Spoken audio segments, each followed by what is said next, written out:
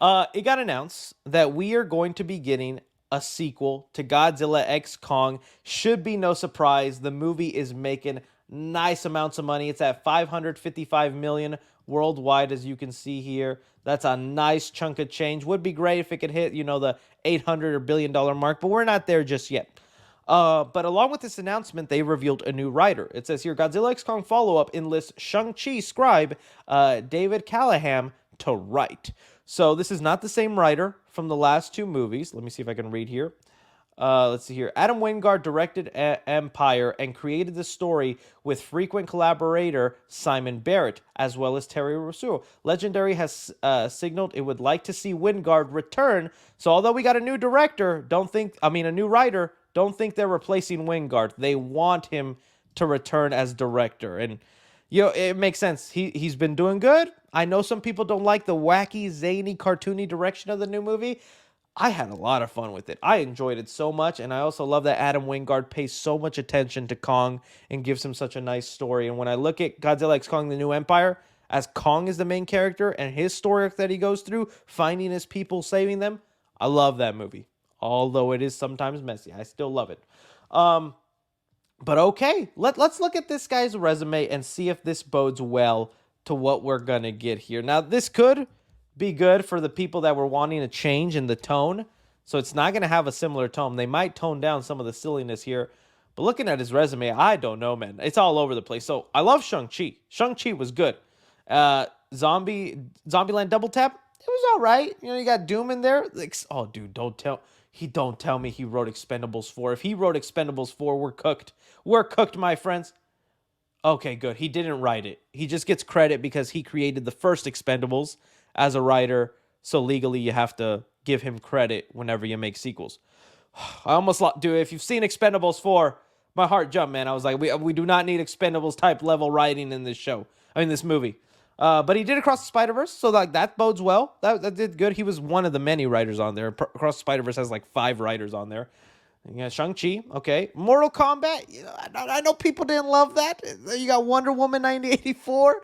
So, oh, dude, this is he did some stuff for Godzilla. A lot of people like that first Godzilla movie. Um, it's a mixed bag. I'm telling you, there's not much confidence in there, but there's enough good things in there like Shang-Chi and Spider-Man that make me go, he could cook something here. Something can happen. Something could be all right. So let's get into what we want to see out of this movie, right? So there's already a lot of stuff. I think this time, while Scar King was awesome, and I would not mind another original villain, I think it's time to go back to a classic MonsterVerse villain, right? You bring in a Destroyer or a Space Godzilla in there and do that, right? That would be awesome. I know people want Biolante, but I don't know if Biolante should, because this third movie's got to be kind of like the wrap-up chapter, the end, because things are always in trilogies now. For sure, this is one person I want. I agree with you guys. Gigan. I want Gigan in there. I don't know how they could introduce him because there's not much setting up Gigan in the universe. Unless I've missed a couple of Easter eggs. But dude, Gigan would be awesome. He has an alien origin. He's like this half cyborg, half Titan looking thing. Dude, Gigan would be so awesome to be thrown in there. I would be so happy if he's one of them. I know people also want freaking the name is escaping me right now. I know they want Dan Stevens to play him. Let me see. Dan, is it Trapper? What do they want him to be? What is his name? It's a let's see, Godzilla. I know they want him to be him. Who's it that they want to be, guys? You guys know, not Gigan. It was somebody. Jet Jaguar. I don't know why the name was escaping me. They want Trapper to be the pilot of Jet Jaguar. Which, yeah, dude, it's time we do something like that where we get some kind of Pacific Rim stuff thrown in there. I don't know about this design. I'm not too crazy about this design. But, dude, that would be perfect. Something like that needs to kind of happen. You got the colors maybe hinting at it there. That would be such a cool, fun character to throw in there. A kind of piloted mecha thrown. Because, dude, that's one of the biggest complaints about these Godzilla X Kong movies is they destroy cities. They tank them. Brazil and Rio, dude, there was nothing left of that. So the government has to step in and be like, we need someone to control these monsters or gear them towards like an open land, not destroy our pyramids and monuments, because, dude, that's enough. So they definitely need like an automated pilot thrown in there. And I think he would be great. Jet Jaguar would be awesome to see him throw in there. It would be also so sad if like they kill him off. Do they also give Kong an upgrade? Do they not Mecha Kong? I know that's something that people want, where it's like a fully automated. I keep spelling it wrong. A fully automated robotic Kong. Do they instead go with like a fully armored Kong? Is that taking it too far? I don't know. They already gave him the glove. And one little glove is one thing, and I know people have their opinions of it.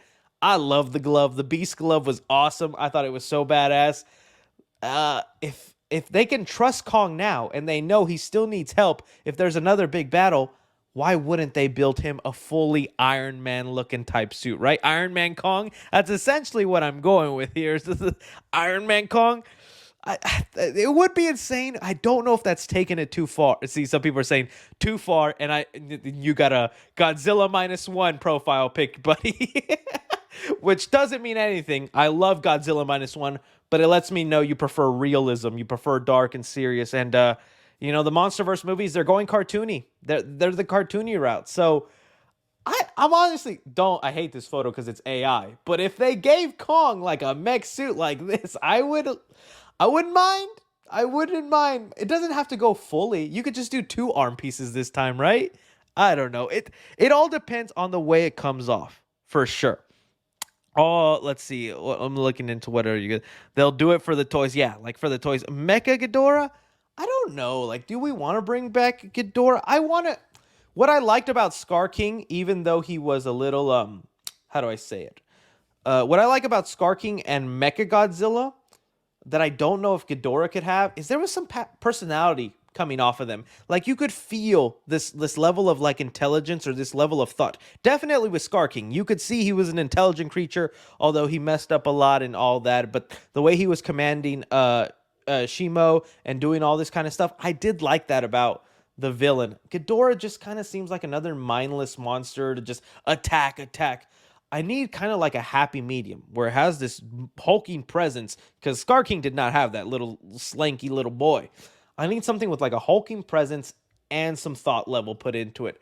Because especially if you're going after Kong, he's got tons of thoughts and strategy put in. I don't know if Mecha Ghidorah would have that, although it'd be cool.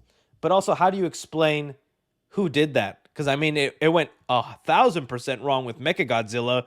Why would they think doing a Mecha Ghidorah would be any different? And they already used the head of Ghidorah to make Mecha Godzilla, right? Or am I wrong in there?